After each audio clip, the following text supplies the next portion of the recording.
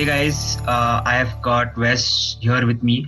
So he's a B2B SaaS product-led growth expert, and he's a consultant in the same at CXL Institute, and he's a consultant also at Traffic is Currency. So Wes, can you give more information on like what is product-led growth and what you do exactly? Yeah, definitely. So product-led growth is a topic I'm very passionate about. I'm writing an entire book about the entire topic. So to me, product-led growth is a completely new way of growing your subscription business. Now, there's two ways a lot of subscription businesses are growing. There's the traditional sales-led. I mean, these companies typically lead like with your demo offer, and you have to go through this long-winded sales process in order to actually use the product. But product-led growth at its core is just try before you buy. And it doesn't have to be a subscription service. It could be Costco. You're trying samples before you actually buy the food. And you see it in so many different ways, even cologne or perfume. You try it on before you actually buy it because that's how people actually like to buy stuff. It's just taken a little bit longer for software companies to catch on. But now it's the preferred way people actually like to buy their product. Awesome. That's interesting. And obviously, I agree with that because if I have to invest my money into something, in it might be anything. It's like a software or it's any product or it's maybe a phone or I'm getting. I'll obviously going to have a trial version of it, or maybe I'll ask like for a demo or like a hands-on the product before buying, and then it makes me easier to decide, right? Or to compare between two things and maybe decide what's best for me and what's best for my needs. Amazing. And I think product-led growth focuses a lot on product qualified leads, right? So what can you tell us like what are product qualified leads and how to determine a product qualified lead for your product, like for a B2B SaaS product here in this case? Yeah, definitely. So I think in order to describe product qualified leads, it's almost easier to take a step back and just go with something everyone knows, like marketing qualified leads, for instance. Most people, especially in the SaaS space, they use marketing qualified leads, and that's fine. I mean, it's a great first way to really start qualifying your traffic, understanding like who should you prioritize in your funnel. But the problem with marketing qualified leads is really not too tuned into, is this person actually interested in buying? For instance, if someone downloads your white paper, does that mean they really want to buy your product? In most cases, it doesn't. And so once these people get bombarded with sales teams reaching out to them, asking if they're interested in buying the product, but they just wanted to read some more information about it, it's not really that's buyer ready person.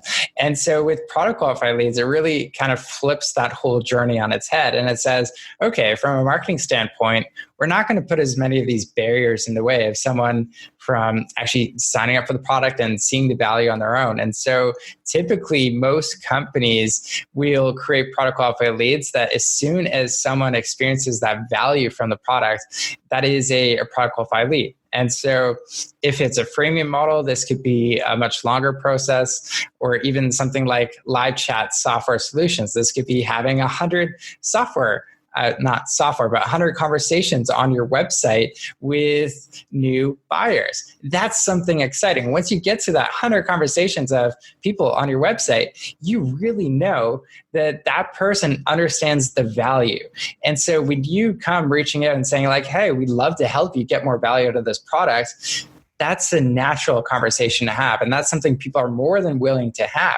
And so product qualified leads convert way higher than marketing qualified leads ever did. And like most companies I work with for product qualified leads, they can convert anywhere from 20 to sometimes even as high as 40%. It really depends how you define it, but that is a very hot lead that you do want to follow up with. Yeah, that's entirely huge. So let's do this. Like you have worked with a lot of companies, you just said. So which is that? So do you know like any product or which you admire a lot?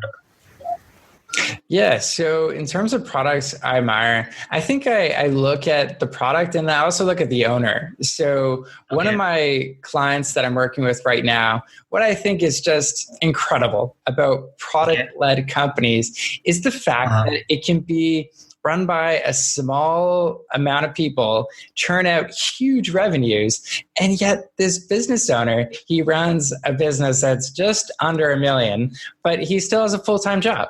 And it's just this crazy concept that that's possible. You can build $1 million business and still not be in the day-to-day selling, picking up the phone and trying to really convert everyone. It's like, no, this system you build with your free trial or your freemium model can convert people for you because you're just helping people get to that value and see that value proposition for themselves. There's no tricks here. It's just you see it and you believe it after you try it. And then a lot of people actually end up converting on their own. So that to me is the most incredible part about product-led companies is the fact that that's even possible. And now that's not to say everyone who adopts the product-led model has to stay small. And you can really grow these businesses big. I mean, Slack and a lot of the more well-known companies, even like Dropbox, are testaments of this. You can take it to an infinite scale and become a unicorn if you really want to, but you also don't have to. You can build an incredible lifestyle. Right. And any other company that you admire which you have not worked on? Like, for example, you mentioned Slack. So is that the company you admire? Like, who is killing it with product-led growth?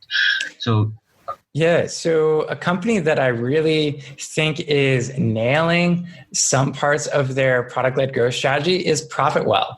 So it's a premium product. When you sign up, it's all free. You get really interesting stats on your subscription metrics. But what's great is how they use outcome-based value metrics. So for instance, if you go to their retain product, you will see exactly how much money they can save you. And to me, that was just incredible. Seeing like, okay, if I sign up for ProfitWell, retain, I am going to be making, like, let's say an extra couple grand every month of people who just were about to churn, but now they don't. And so to me, that's something that is so powerful. And that's a lot of things combined into the whole product-led growth strategy. Like, you really need to have your pricing locked down, as well as they've just integrated the free tool to really amplify what the paid tool is by feeding it all that information so that when you do go to the retain product landing page, it's just speaking miracles to you. Awesome. And so what do you think, like, how ProfitWell is determining their product qualified leads? Like, what's your guess? So for that, I'm probably not the best person to ask. I probably ask someone at their team. But if I was to take a guess, I would say it's really based on revenue. And so a company like ProfitWell, they also have a service component with Price Intelligently. And that is more expensive than a lot of companies can handle. And so I guess if you get to a certain revenue point, maybe it's 1 million ARR or maybe it's 1 million MRR. I don't know. But that would be a really good indicator for them to say, okay, this person, if they did invest in this particular service or tool, they would get incredible results. And so if I was them, that's what I would do. Okay, that's interesting. I'm sure Patrick, if he listens to this podcast, so he'll love it. Yeah.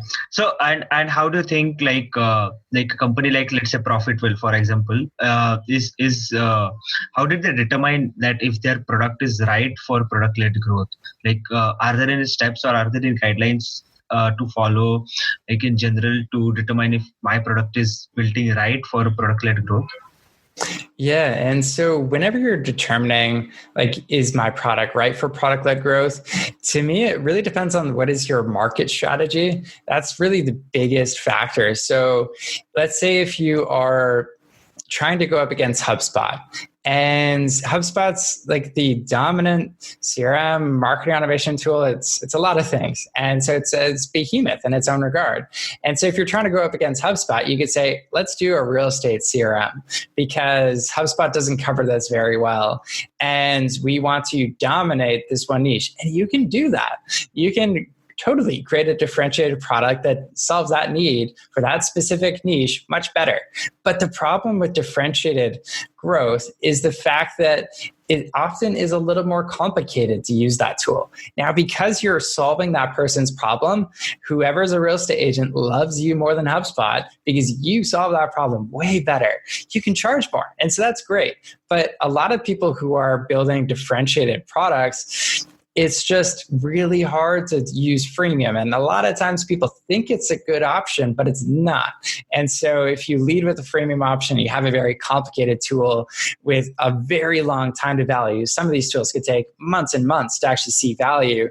It's not the right fit. Just don't do it. Whereas a company that is like Netflix, that's going to take a very different approach. They're going to say, we want to be the market leader. We want to be dominant in our industry. Now, if you want to be the top ace in your industry, you have to do two things very well.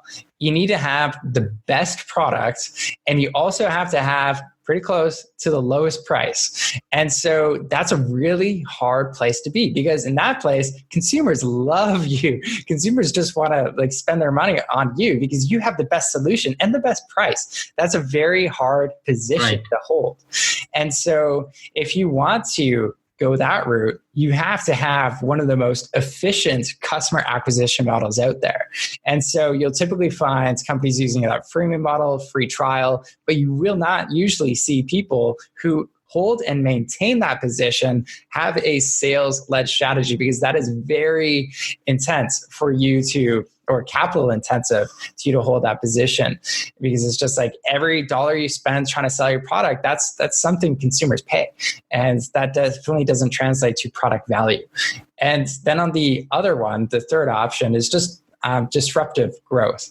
And so a lot of people think that a lot of SaaS companies are very disruptive, and I'd actually argue most of them aren't. So companies that are disruptive actually do the job worse than the competition, but they do it for much, much less than a lot of other people. And so you can think of this in comparison to Microsoft Word, to Google Docs. I mean, which one are we using today?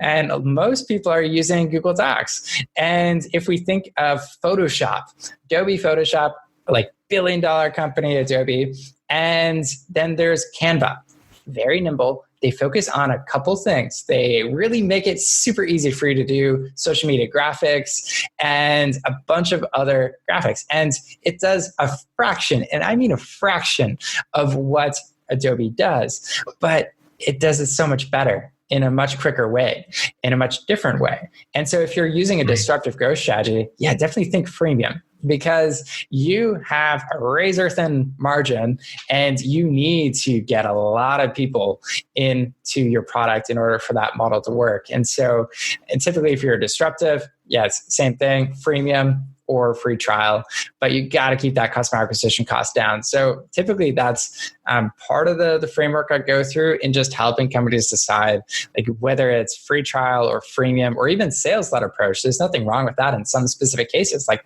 differentiated growth. So that's at least the tip of the iceberg for what I start with. Interesting. And that gets me to my last question is how can a B2B SaaS company implement product-led growth in your business? What are some strategies to follow in brief? Yeah, so I think it's totally worth calling out a lot of B2B SaaS companies that have a free trial are not product-led. And I've been at these companies where they have a free trial. It's got the appearance that it's a product-led business. But whenever you sign up for that free trial, they do nothing to help you. And they just call you. And that is a sales-led business trying to be a product-led company and failing at it. And that user really doesn't like that experience because you have a very complicated product and it's hard for them to actually see value. And oftentimes, what's the sad part is a lot of these people just have a very bad first impression. They don't get it, they don't understand it, and they never come back. Intercom actually has this stat which says 40 to 60% of people who sign up for your product will visit it once and never come back. And so that's just crazy. You think about it, bonkers. You're throwing, lighting half your marketing spend on fire is going to just waste because all these people go there, they never come back.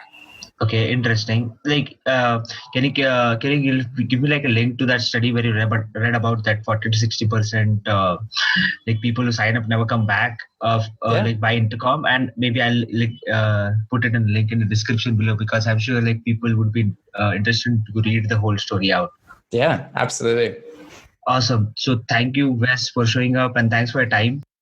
Yeah, for sure. So if anyone wants to find out a little bit more about product-led growth and what I'm up to, you can go to trafficiscurrency.com. Okay. So trafficiscurrency.com, guys. I'll put up a link in the description and you can check it out. Perfect. All right. Thanks for having me.